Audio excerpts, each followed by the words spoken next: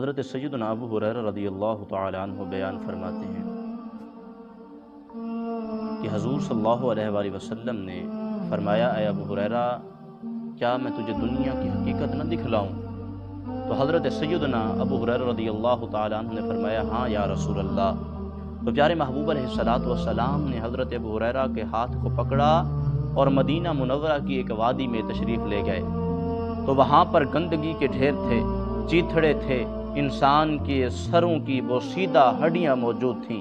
تو پیارے محبوب علیہ السلام نے حضرت ابو ہریرہ رضی اللہ تعالی عنہ سے فرمایا کہ اے ابو ہریرہ، کیا تم ان سروں کو دیکھ رہے ہو؟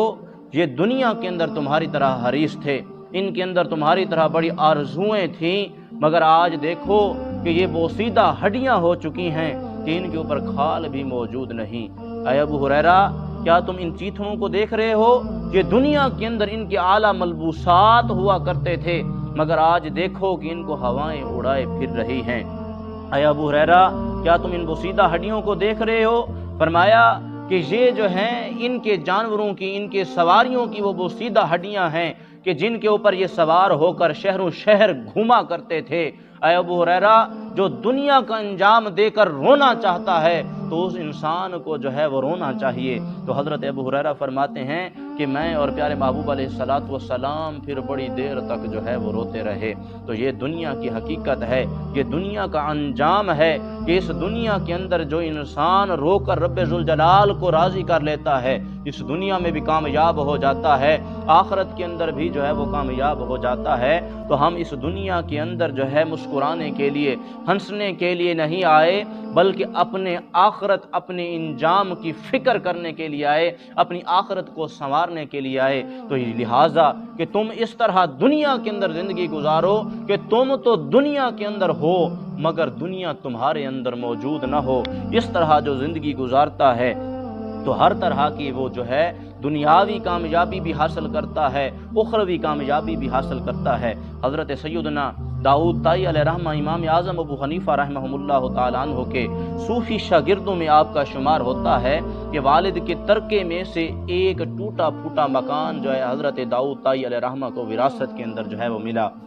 تو ساری کی ساری زندگی حضرت داؤد طائی نے جو ہے اس ٹوٹے پھوٹے مکان کے اندر گزار دی کہ ایک مقام کے اندر کھڑے ہو کر پوری رات رب ذوالجلال کا ذکر کرتے، پوری رات رب ذوالجلال کے ساتھ جو ہے اپنے انداز کے اندر گفتگو فرماتے، رب ذوالجلال کی عبادت کرتے، ہر وقت اللہ کے ذکر کے اندر جو ہے وہ مشغول رہا کرتے تھے۔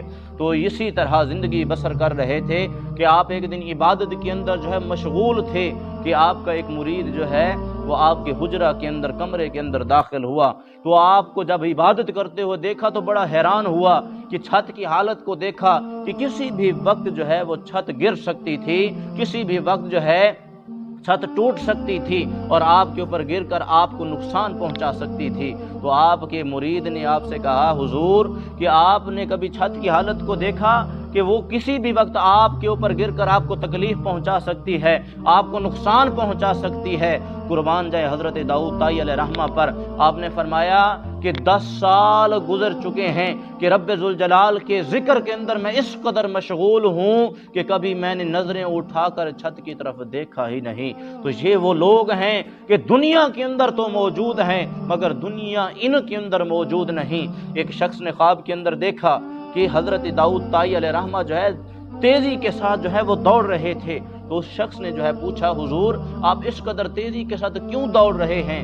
تو اس شخص کو حضرت داؤد طائی علیہ رحمہ نے جواب دیا، فرمایا کہ ابھی قید خانے سے جو ہے رہائی حاصل ہوئی ہے، ابھی آزادی حاصل ہوئی ہے، مجھے ڈر ہے، اس وجہ سے بھاگ رہا ہوں، کبھی دوبارہ جو ہے پکڑ کر مجھے جو ہے اس قید خانے میں بند نہ کر دیا جائے۔